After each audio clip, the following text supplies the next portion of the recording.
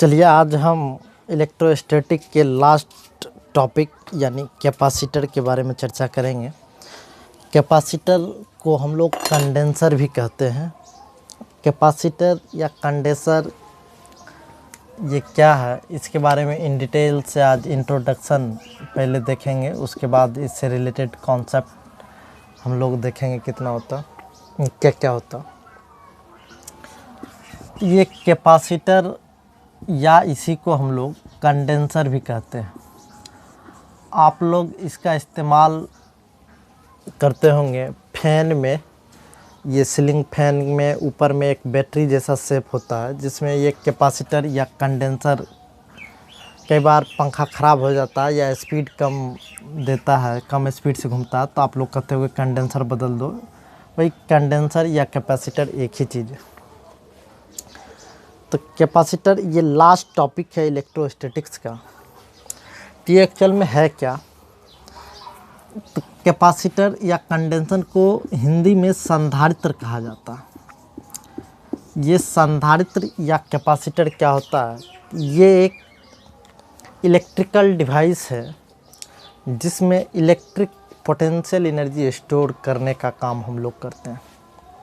यानी ये एक इलेक्ट्रिकल डिवाइस है, यह एक विद्युतीय यंत्र है जिसमें विद्युतीय ऊर्जा को संचित किया जाता है। अच्छा, विद्युतीय ऊर्जा को संचित किया जाता है तो इसका उपयोग क्या है? तो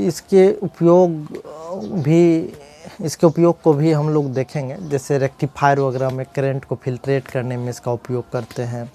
उसके बाद इलेक्ट्रिक फील्ड क्रिएट करने के लिए भी हम लोग कैपेसिटर का इस्तेमाल करते हैं। कैपेसिटर का इस्तेमाल हम लोग इलेक्ट्रिक चार्ज या इलेक्ट्रिक एनर्जी को स्टोर करने के लिए भी करते हैं। तो एक्चुअल में इलेक्ट्रिक चार्ज स्टोर होता तो उसी की वजह से इलेक्ट्रिक एनर्जी भी स्टोर होता।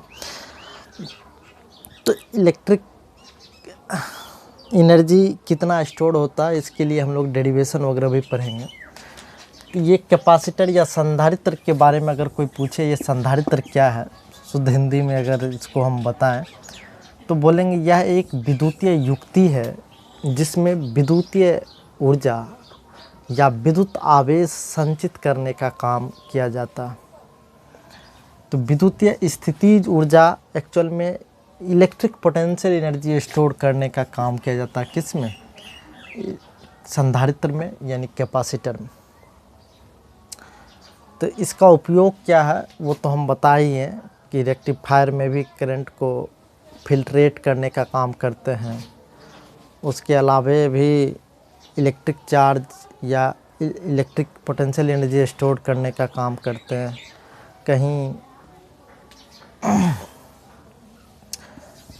कहीं जो है इलेक्ट्रिक फील्ड भी क्रिएट करना हो तो हम लोग कैपेसिटर का इस्तेमाल करते हैं। उसके इनसाइड इलेक्ट्रिक फील्ड भी क्रिएट वगैरह होता है, इलेक्ट्रिक फील्ड डेवलप किया जा सकता है। कैपेसिटर का ऐसे आम तौर पे उपयोग आप लोग बहुत सारे डिवाइस में देखते होंगे, जैसे फैन वगैरह में भी होता है। उसके अलावा आप लोग स्टार्टर में देखते होंगे, स्टार्टर में भी कैपेसिटर वगैरह का उपयोग किया जाता है। तो चलो अब ये कैपेसिटर या कंडेंसर का हम लोग बेसिक परिचय जानेंगे कि यह एक विद्युतीय युक्ति है जिसमें विद्युतीय स्थितिज ऊर्जा या विद्युतीय आवेश को संचित करने का काम किया जाता है।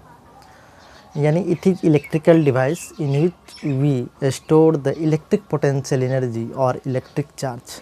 इलेक्ट्रिक पोटेंशियल एनर्जी स्टोर करो या इलेक्ट्रिक चार्ज स्टोर करो, एक ही बात। तो अब ये इसका सिंबल कैसा होता देखें।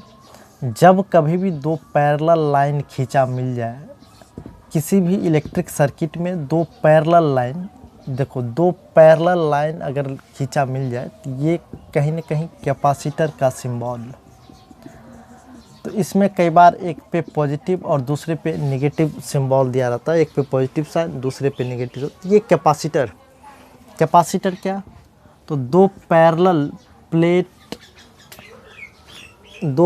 प्लेट है और दोनों प्लेट का साइज क्या? इक्वल।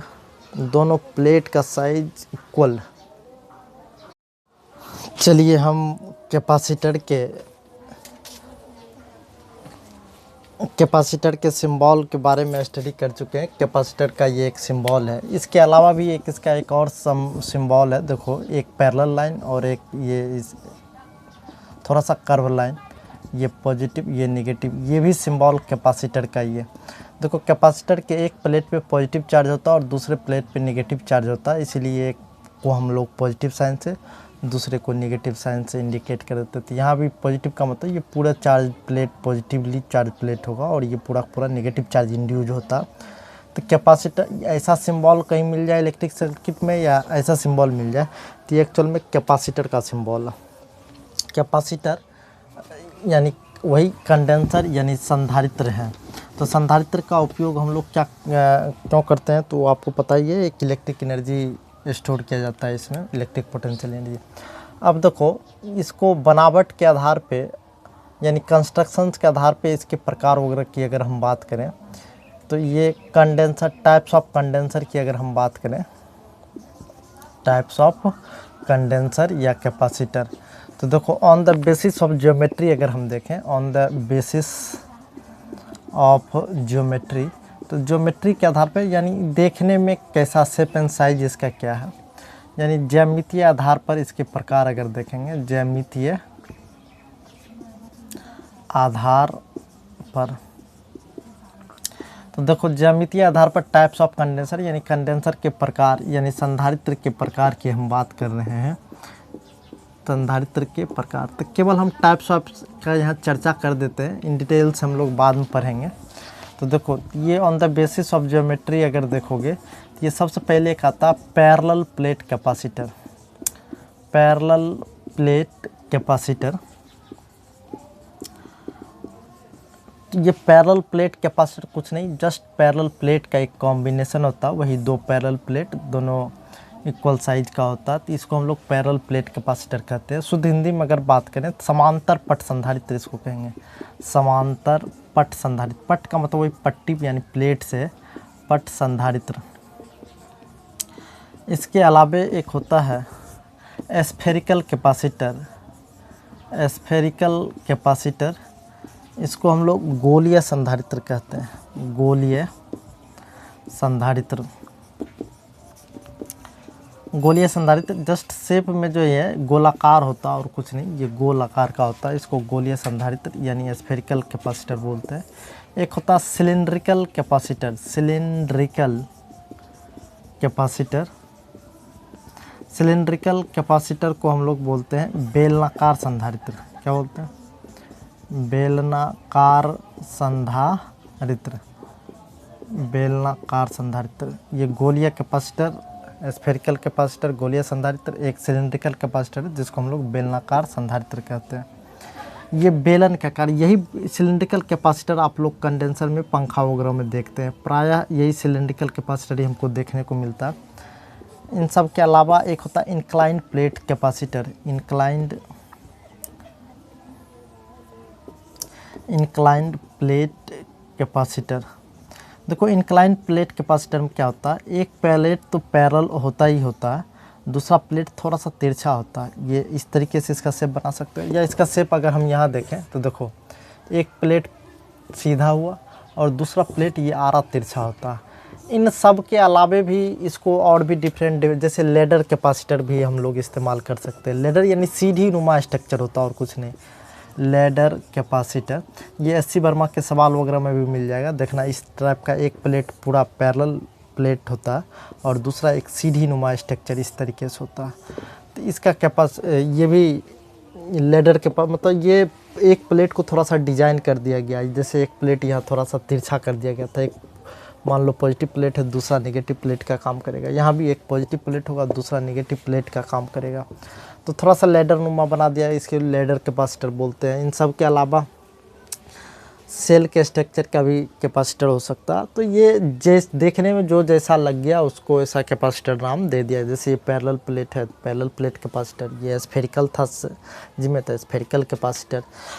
तो देखो ये जो टाइप ऑफ कैपेसिटर हमने बताया है on the basis of geometry, इन सब के बारे में भी पढ़ना है। सिलेंड्रिकल कैपेसिटर का कैपेसिटी कितना होगा, स्फेरिकल कैपेसिटर का कैपेसिटी कितना होगा, एससी वर्मा का सवाल बनाओगे तो ये लेडर कैपेसिटर का भी कैपेसिटी वगैरह है कैलकुलेट करने वहाँ दिया है। तो ये तो on the basis of geometry था। अगर हम डाइलेक्ट्रिक मटेरियल के बेसिस पे देखेंगे तो इसको कितने टाइप्स ऑफ कैपेसिटर में बांटा गया, तो यहाँ भी 4-5 टाइप मेनली मिल जाएगा। देखो, on the basis of dielectric material, on the basis of dielectric material, dielectric materials यानी प्रावैद्युत पदार्थ के आधार पर अगर हम देखें इसके टाइप को, प्रावैद्युत पदार्थ के आधार पर, प्रावैद्युत पदार्थ के आधार पर एक सिंपल एयर कैपेसिटर की हम बात कर सकते हैं।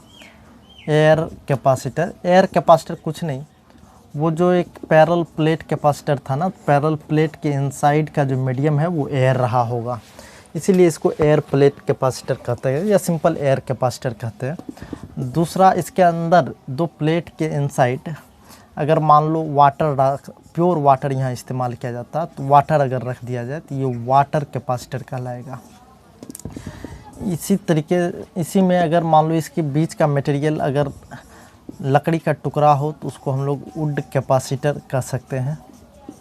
लकड़ी का बुरादा या लकड़ी का टुकड़ा वगैरह डाल दिया जाता है। इसी के अंदर अगर माइका अबरख भर दिया जाए तो इसको माइका कैपेसिटर कहा जाता है। माइका, वही इसको हिंदी में अबरख कहते हैं। तो अबरख संधारित्र, वुड मतलब लकड़ी वाला संधारित्र, वाटर मतलब पानी, इसके अंदर का मटेरियल, इसके अंदर का जो कोई भी मटेरियल मीडियम के रूप में उपयोग किया जाता है उसका उसी के नाम में उसका कैपेसिटर का नाम दे दिया जाता है। इसके अंदर एयर होगा तो एयर कैपेसिटर, वाटर रख दो तो वाटर कैपेसिटर, लकड़ी का बुरादा या टुकड़ा रख दो तो वुड कैपेसिटर, माइका अबरख रख दो तो माइका कैपेसिटर। तो इसी तरीके से कई बार पेपर का कटिंग वगैरह डाल दिया जाता है तो इसको पेपर कैपेसिटर भी हम लोग कहते हैं, पेपर कैपेसिटर। तो लकड़ी का टुकड़ा डाल देंगे तो वुड कैपेसिटर, माइका डाल देंगे तो माइका कैपेसिटर, पेपर का बुरादा वगैरह डाल देंगे तो ये पेपर कैपेसिटर। ये डाइलेक्ट्रिक मटेरियल के आधार पे हुआ ये कैपेसिटर कितने टाइप के होते थे। इन सब के बारे में अब हम इन डिटेल से आगे चर्चा करते चले जाएंगे एक एक चीज़। अगर हम capacity of parallel plate capacitor देखना चाहें कि capacity of parallel plate capacitor कितना होगा, तो कैलकुलेट करने के बाद बिहार बोर्ड देता है calculate the capacity of A parallel plate capacitor. तो आप लोग क्वेश्चन लिख ही लें, हम लोग इसका डेरिवेशन कर देते हैं, क्वेश्चन भी लिख लें। Calculate the capacity of parallel plate capacitor, capacity of parallel plate capacitor. Hindi में अगर लिखना चाहें तो लिख दो समांतर पट संधारित्र की धारिता ज्ञात करें, समांतर पट संधारित्र की धारिता ज्ञात करें। अच्छा, एक बात, इसमें एक टर्म कैपेसिटी आ गया। अच्छा, कैपेसिटी को हिंदी में हमने क्या कहा, धारिता। कोई अगर पूछेगा ये कैपेसिटी क्या होता है यानी धारिता क्या होता है, तो धारिता के बारे में हम लोग क्या सोचेंगे, क्या? तो सिंपल, आप लोग जो हिंदी मीडियम के स्टूडेंट होंगे वो बाल्टी की धारिता 10th में निकालते होंगे। कोई बकेट है या बाल्टी है, बाल्टी की धारिता, धारिता मतलब उसमें कितना पानी स्टोर होने का एबिलिटी, ये जितना पानी स्टोर होने का जो एबिलिटी है तो उसी को हम लोग कैपेसिटी ऑफ बकेट यानी बाल्टी की धारिता बोलते हैं, जितना पानी इसमें स्टोर हो जाता। सेम उसी तरीके का कॉन्सेप्ट यहाँ है धारिता, लेकिन ये क्या है कि कैपेसिटर के अंदर जो चार्ज स्टोर करने का एबिलिटी है ना, उसको हम लोग कैपेसिटी ऑफ कैपेसिटर बोलते हैं। तो चार्ज स्टोर करने का कैपेसिटी यानी एबिलिटी, तो चार्ज स्टोर करने की कैपेसिटी को आप डिफाइन कैसे करोगे? तो देखो, हम लोग इसको डिफाइन 2 तरीके से करते हैं। एक सिंपल मैथमेटिकली डिफाइन कर लेते हैं। तो कैपेसिटी को कैसे डिफाइन करोगे? तो कैपेसिटी को सबसे पहले हम सी से डिनोट करते हैं। इसको मैथमेटिकली डिफाइन करना होगा तो हम लोग लिखते हैं capacity of a capacitor is defined as the ratio of charge stored in the capacitor and potential difference across the plate of the capacitor. जैसे मान लो ये एक पैरेलल प्लेट कैपेसिटर है, इस पैरेलल प्लेट कैपेसिटर में अगर तुम इसको लाइन से कनेक्ट करोगे तो जिस साइड से करंट आप देना स्टार्ट करोगे उधर पॉजिटिव चार्ज आएगा, जिधर से करंट आउट होगा उधर से नेगेटिव चार्ज होगा। तो एक्चुअल में होता क्या कि यह एक पॉजिटिव चार्ज जैसे ही जमा होगा तो अपोजिट साइड खुद ब खुद इंड्यूज हो जाता है नेगेटिव चार्ज। तो नेगेटिव चार्ज पॉजिटिव चार्ज एक प्लेट जैसे पॉजिटिवली चार्ज होगा तो दूसरा प्लेट ऑटोमेटिकली इंड्यूज होकर के नेगेटिवली चार्ज हो जाता। तो इस दोनों प्लेट के क्रॉस का जो पोटेंशियल डिफरेंस रहा होगा, मान लेते हैं कि भी रहा होगा जब इसमें क्यू चार्ज स्टोर हुआ। तो देखो ये भी पोटेंशियल डिफरेंस कब आएगा, दो प्लेट के क्रॉस पोटेंशियल डिफरेंस भी कब आएगा, जबकि चार्ज क्यू स्टोर रहा होगा। शुरुआत में तो जब इसको हम लोग करंट से कनेक्ट नहीं किए थे तो ये इसमें थोड़ी इसके क्रॉस पोटेंशियल डिफरेंस था, कुछ भी पोटेंशियल डिफरेंस था नहीं। तो अगर हम इसको देखेंगे, अगर मान लो क्यू चार्ज स्टोर्ड हुआ तो क्यू चार्ज स्टोर्ड होने से जो पोटेंशियल डिफरेंस क्रिएट हुआ ये भी हुआ। क्यू चार्ज स्टोर होने से जो पोटेंशियल डिफरेंस डेवलप हुआ दोनों प्लेट के क्रॉस कितना हुआ भी। तो यूनिट चार्ज स्टोर होने से पोटेंशियल डिफरेंस कितना स्टोर होगा। तो देखो इसको थोड़ा सा उल्टा हम देखेंगे, जैसे मान लो कि ये क्यू चार्ज के स्टोर होने से भी पोटेंशियल डिफरेंस क्रिएट हुआ दोनों प्लेट के क्रॉस, यानी भी पोटेंशियल डिफरेंस क्रिएट करने के लिए आपको कितना चार्ज स्टोर करना पड़ा, क्यू चार्ज। तो यूनिट पोटेंशियल डिफरेंस क्रिएट करने के लिए कितना चार्ज स्टोर करना पड़ेगा, तो क्यू बाई भी। इसी यूनिट पोटेंशियल डिफरेंस क्रिएट करने के लिए जितना चार्ज स्टोर करना पड़ता है इसी को हम लोग कैपेसिटी बोलते हैं। तो इसी को हम लोग सिंपल ऐसे डिफाइन करते हैं, it is defined as the ratio of electric charge stored in the capacitor and potential difference across the capacitor. It is defined as the ratio of electric charge stored in the capacitor and potential difference across the capacitor. तो यही हुआ C equal to क्या हो गया, Q by V। Q को हम लोग क्या बोलते हैं, ये चार्ज है और V क्या, ये पोटेंशियल डिफरेंस है, इसको शॉर्ट में PD से डिनोट करते हैं। अगर इसका यूनिट वगैरह देखना चाहें तो यूनिट क्या होगा, तो देखो चार्ज का यूनिट होता है कूलम्ब और पोटेंशियल डिफरेंस का यूनिट होता है वोल्ट। इसको सही से देखोगे तो ये कितना हो जाएगा, कूलम्ब पर वोल्ट। इसी को हम लोग फैराड कहते हैं, क्या कहते हैं, फैराड कहते हैं। कूलम्ब पर वोल्ट को हम लोग फैराड कहते हैं। लेकिन देखो ये मैथमेटिकली किसी किसी को डिफाइन करना थोड़ा अच्छा नहीं लगता, ये सिंपल बोलेगा sir it is defined as the ratio of charge and potential difference across the plate of the capacitor. तो ये थोड़ा सा हमको ढंग का नहीं लगता, इसको दूसरे तरीके से डिफाइन करें। तो हम लोग इसको कैसे डिफाइन करेंगे, देखो सिंपल सी बात बताए कि भी पोटेंशियल डिफरेंस क्रिएट करने के लिए कितना चार्ज देना पड़ा, Q charge. Unit potential difference create करने के लिए कितना चार्ज देना पड़ेगा, तो क्यू बाय भी। तो देखो इसको हम लोग ऐसे लिखेंगे, to develop the unit potential difference across the plate of capacitor, जो अमाउंट ऑफ चार्ज स्टोर्ड होता है या जो अमाउंट ऑफ चार्ज देना पड़ता है इसी को हम लोग कैपेसिटी कहते हैं। अच्छा देखो इसको शुद्ध हिंदी में बोलें तो एकांक विभवांतर उत्पन्न करने के लिए जो विद्युत आवेश देना होता है कैपेसिटर में, देखो भी पोटेंशियल डिफरेंस देने के लिए क्यू चार्ज देना पड़ा, तो यूनिट पोटेंशियल डिफरेंस क्रिएट करने के लिए कितना चार्ज देना पड़ेगा, क्यू बाई भी। तो इसी यूनिट पोटेंशियल मतलब दोनों प्लेट के cross unit potential difference create करने के लिए जो अमाउंट ऑफ चार्ज देना पड़ता है इसी को हम लोग कैपेसिटी ऑफ डेड कैपेसिटर कहेंगे। मतलब किसी भी पैरेलल प्लेट कैपेसिटर के क्रॉस एकांक पोटेंशियल डिफरेंस यानी यूनिट पोटेंशियल डिफरेंस क्रिएट करने के लिए जो चार्ज देना पड़ता है, तो इसको भी हम लोग देख लो, तो भी पोटेंशियल डिफरेंस करने के लिए क्यू चार्ज देना पड़ा था, तो यूनिट पोटेंशियल डिफरेंस के लिए क्यू बाई भी, इसी को हम लोग क्या करेंगे, कैपेसिटी ऑफ द कैपेसिटर बोलेंगे। तो एकांक विभवांतर उत्पन्न करने के लिए जो आवेश की मात्रा की आवश्यकता होती है उसी को हम लोग संधारित्र की धारिता कहते हैं। एकांक विभवांतर उत्पन्न करने के लिए जो आवेश की मात्रा आवश्यक होती है उसी को हम लोग क्या कहते हैं, संधारित्र की धारिता कहते हैं। तो चलो ये संधारित्र यानी कैपेसिटर का कैपेसिटी क्या होता है उसको हम लोग दोनों तरीके से डिफाइन कर दिए। शुद्ध हिंदी में अगर एक तरीके से डिफाइन करेंगे तो ये आवेश और विभवांतर के अनुपात को ही संधारित्र की धारिता कहते हैं। आवेश और विभवांतर के अनुपात को, या यूनिट पोटेंशियल डिफरेंस क्रिएट करने के लिए जो अमाउंट ऑफ चार्ज की आवश्यकता हुई थी। तो चलो अब हम कैपेसिटी निकालते हैं पैरेलल प्लेट कैपेसिटर के इनसाइड। जैसे मान लो ये एक पैरेलल प्लेट कैपेसिटर है, इसके कारण अगर पूछेगा कि कैपेसिटी कितना डेवलप होगा तो बताओ। तो देखो हम क्या करेंगे, हम मानते हैं कि ये एक पैरेलल प्लेट कैपेसिटर है। इसका जो एरिया है, एक प्लेट का एरिया ए है, A equal to the area of plate हो जाएगा, और D equal to distance between the two parallel plate, यानी दोनों पैरेलल प्लेट के बीच का जो डिस्टेंस है ये मान लो डी है। दोनों पैरेलल प्लेट के बीच का डिस्टेंस क्या है, डी है।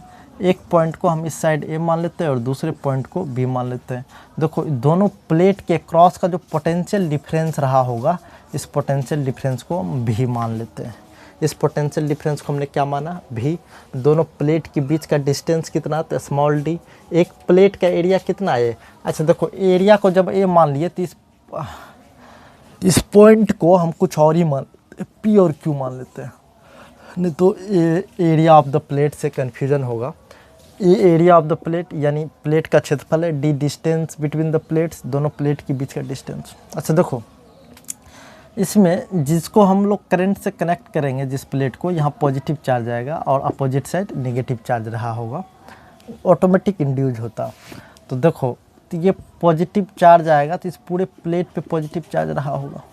अच्छा देखो ये चार्ज तो किसी एक पॉइंट पे होगा नहीं, चार्ज तो पूरे के पूरे प्लेट के एरिया में डिस्ट्रीब्यूटेड होगा। तो यहाँ पॉजिटिव चार्ज इस पूरे प्लेट के एरिया में होगा, तो यहाँ नेगेटिव चार्ज पूरे प्लेट के एरिया में रहा होगा। तो देखो हम लोग मानते हैं कि surface charge density on the parallel plate capacitor is sigma. तो देखो पैरेलल प्लेट कैपेसिटर पे जो सरफेस चार्ज डेंसिटी है ये सिग्मा है, चार्ज डेंसिटी। इसको हम लोग हिंदी में पृष्ठीय आवेश घनत्व कहते हैं। देखो ये सब हम माने हैं, क्या क्या माने हैं कि प्लेट का जो एरिया है ये ए है, दोनों पैरेलल प्लेट के बीच का जो डिस्टेंस है ये डी है, और प्लेट पे जो सरफेस चार्ज डेंसिटी है ये सिग्मा। तो और प्लेट के क्रॉस का जो पोटेंशियल डिफरेंस है ये भी। तो सबसे पहले ये हमको इसका कैपेसिटी निकालना है। तो कैपेसिटी निकालने के लिए हमको पोटेंशियल डिफरेंस चाहिए। चूँकि अभी हम कैपेसिटी का तुरंत डिफिनेशन पढ़े हैं, सी इक्वल टू क्या करना पड़ता है, तो क्यू बाय भी करना पड़ता है। तो देखो चार्ज अगर पता चल जाए इस कैपेसिटर में कितना है और पोटेंशियल डिफरेंस पता चल जाए, तो इन दोनों का रेशियो निकालेंगे तो capacity of the parallel plate आ जाएगा, पैरेलल प्लेट कैपेसिटर आ जाएगा। तो क्यू और भी का रेशियो आएगा कहाँ से, तो पोटेंशियल डिफरेंस निकालने के लिए सबसे पहले हम इसके इनसाइड इलेक्ट्रिक फील्ड निकालने का काम करेंगे। देखो इसके इनसाइड दोनों पैरेलल प्लेट के बीच एक कोई पॉइंट लेते हैं। इस पी पॉइंट पे अगर हम देखें कि इलेक्ट्रिक फील्ड कितना रहा होगा, तो इस पी पॉइंट पे इस पॉजिटिव चार्ज के कारण अवे फ्रॉम द प्लेट ये इलेक्ट्रिक फील्ड होगा, जिसको हमने U1 कंसीडर किया। हमने माना है कि इस पॉजिटिव चार्ज प्लेट के कारण इलेक्ट्रिक फील्ड इंटेंसिटी U1 है। इस नेगेटिव चार्ज प्लेट के कारण किधर होगा, तो देखो पॉजिटिव प्लेट से away from the positive plate, negative plate के टुवार्ड्स जाएगा, तो नेगेटिव प्लेट के कारण उसी के तरफ जाएगा। तो देखो U1 पॉजिटिव के कारण और E2 नेगेटिव चार्ज प्लेट के कारण। तो देखो इसके इनसाइड अगर इलेक्ट्रिक फील्ड अगर E माने नेट E, तो electric field inside the capacitor कितना होगा, तो E1 प्लस E2। तो देखो एक सीट के कारण इलेक्ट्रिक फील्ड इंटेंसिटी होता था सिग्मा बाय 2 एप्सिलॉन नॉट, अब प्लस E2 तो दूसरे प्लेट के कारण भी कितना, तो सिग्मा बाय 2 एप्सिलॉन नॉट। तो दोनों को जब ऐड करोगे तो 2 एप्सिलॉन नॉट एलसीएम लोगे तो सिग्मा प्लस सिग्मा यानी 2 सिग्मा बाय 2 एप्सिलॉन नॉट, यानी कैंसिल होके सीधा सिग्मा बाय एप्सिलॉन नॉट आएगा। तो सिग्मा बाय एप्सिलॉन नॉट आएगा कब, जबकि इसके अंदर एयर हो या वैक्यूम हो तब। अगर इसके अंदर का मटेरियल कुछ और हो, इसके अंदर का डाइलेक्ट्रिक मटेरियल जैसे मान लो इसके अंदर वाटर हो, तब जाके इसके इनसाइड का जो इलेक्ट्रिक फील्ड इंटेंसिटी आ जाएगा इक्वल टू सिग्मा बाय के एप्सिलॉन नॉट आ जाएगा। कितना आ जाएगा, के इंटू एप्सिलॉन नॉट। चूँकि एप्सिलॉन नॉट जो है ये एयर या वैक्यूम के लिए आता है, तो अभी जो electric field inside the capacitor हमने निकाला है ये सिर्फ एयर या वैक्यूम के लिए वैलिड होगा।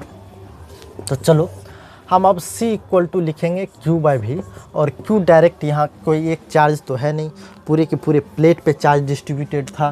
तो देखो तो हम लोग पहले से जानते हैं सिग्मा इक्वल टू होता है, ये sigma is equal to Q by A होता है, तो Q equal to sigma into A कर लेंगे। तो देखो सरफेस चार्ज डेंसिटी से एरिया को अगर हम मल्टीप्लाई कर देते हैं तो एरिया ऑफ द प्लेट और सरफेस चार्ज डेंसिटी का जो मल्टीप्लिकेशन आएगा, charge stored in the capacitor आ जाएगा। ये भी कितना, तो हम लोग एक फार्मूला पढ़े थे, E इक्वल टू होता minus del V by del R. देखो del V by del R, ये इलेक्ट्रिक फील्ड इंटेंसिटी का रियल फार्मूला यही है। लेकिन अगर केवल मैग्नीट्यूड की बात करो तो V और R के जगह हम लोग क्या लिखेंगे, D। तो देखो ये ओनली मैग्नीट्यूड की हम बात कर रहे हैं, ओनली मैग्नीट्यूड यानी केवल मैग्नीट्यूड की, केवल परिमाण यानी अमाउंट की बात कर रहे हैं। तो माइनस साइन से हमको कोई मतलब नहीं रह जाएगा। डेल वी यानी पोटेंशियल डिफरेंस की जगह V और डिस्टेंस की जगह दोनों प्लेट के बीच का डिस्टेंस हम D ले लेंगे। तो V इक्वल टू कितना हो जाएगा, E इंटू डी। तो देखो अगली मर्तबा C equal to sigma A, V को हम लोग क्या लिख सकते हैं, E इंटू डी। मतलब E equal to del V by del R होता था। डेल वी पोटेंशियल डिफरेंस होता था जिसको हम सीधा V लिख दिए, और डेल आर डिस्टेंस है, तो दोनों प्लेट के बीच का डिस्टेंस हमने D ले लिया। तो यानी मैग्नीट्यूड के लिए सिर्फ मैग्नीट्यूड का अगर बात करेंगे, सिर्फ परिमाण का बात करेंगे, तो माइनस साइन से हमको कोई लेना देना नहीं है। तो यहाँ V इक्वल टू हो गया E इंटू डी। तो देखो E इंटू डी, तो electric field inside the plate of the capacitor कितना, तो ये सिग्मा बाई इप्सिलॉन नोट। देखो ये कैपेसिटर के प्लेट के इनसाइड जो इलेक्ट्रिक फील्ड इंटेंसिटी है इतना ही है, तो ये सिग्मा बाई इप्सिलॉन नोट और ये डी। तो ई को हम लिखेंगे सिग्मा बाई, सिग्मा और सिग्मा क्या हो जाएगा, कैंसिल। तो जैसे सिग्मा और सिग्मा कैंसिल होगा तो सी इक्वल टू हो जाएगा ये epsilon naught A divided by D. देखो ये capacity of parallel plate capacitor हुआ, लेकिन एयर कैपेसिटर के लिए ये capacity of parallel plate capacitor हुआ, लेकिन सिर्फ एयर कैपेसिटर के लिए कितना, तो epsilon naught A by D. A क्या, तो एरिया ऑफ द प्लेट है, डी क्या है, डिस्टेंस बिटवीन द प्लेट्स। लेकिन जब कभी भी इसके अंदर कोई मान लो लकड़ी का टुकड़ा या कागज़ का टुकड़ा या कोई अदर मटेरियल डाल दिया जाए, तब कितना होगा, तो कुछ नहीं, तब जो कैपेसिटी होगा तो epsilon naught A by D होता था ना। तो जहाँ इप्सिलॉन नोट है ना, तो डाइलेक्ट्रिक मटेरियल बदलेगा, तो इप्सिलॉन नोट की जगह इप्सिलॉन आएगा। क्या आएगा, इप्सिलॉन नोट की जगह इप्सिलॉन आएगा। तो हम लोग लिखेंगे C equal to epsilon A by D. और हम लोग को पता है इप्सिलॉन इक्वल टू होता K इंटू इप्सिलॉन नोट। ये परमिटिविटी जब हम बताए थे रिलेटिव परमिटिविटी, तो उसमें पता चला होगा किसी भी मीडियम का जो परमिटिविटी होता है डाइलेक्ट्रिक मटेरियल और एयर की परमिटिविटी के प्रोडक्ट के बराबर होता है। तो हम लोग ऐसे पढ़े थे, K equal to epsilon by epsilon naught. तो इसी में इप्सिलॉन का वैल्यू निकालते थे तो K इंटू इप्सिलॉन नोट आ जाता। तो इसी K को हम लोग इप्सिलॉन आर भी कहते थे। तो जैसे इसको डाइलेक्ट्रिक मटेरियल से भर दोगे, तो डाइलेक्ट्रिक मटेरियल का कुछ ना कुछ डाइलेक्ट्रिक कांस्टेंट आएगा। तो इप्सिलॉन नोट की जगह सीधा K इंटू इप्सिलॉन नोट आएगा। मतलब अगर सीधा एयर कैपेसिटर है तो उसकी कैपेसिटी कितना, तो epsilon naught A by D. और जब इसको डाइलेक्ट्रिक मटेरियल से भर दोगे, वाटर से या मान लो माइका से या मान लो कागज़ के टुकड़े से, तो K into epsilon naught A by D आएगा। K क्या होगा, तो K is dielectric constant of material. तो जो मटेरियल होगा, जो डाइलेक्ट्रिक मटेरियल होगा, उसका डाइलेक्ट्रिक कांस्टेंट क्या होता। तो आज भर हम इतने छोड़ते हैं। ये capacity of the parallel plate capacitor है। इसी तरीके से हम लोग स्फेरिकल कैपेसिटर का भी कैपेसिटी निकाल सकते हैं। हम लोग सिलेंड्रिकल कैपेसिटर का भी कैपेसिटी निकाल। तो धीरे धीरे हम आगे का कैलकुलेशन करेंगे, क्योंकि ये बहुत लंबा टॉपिक है, तो एक दिन में पूरा संभव हो भी नहीं पाएगा।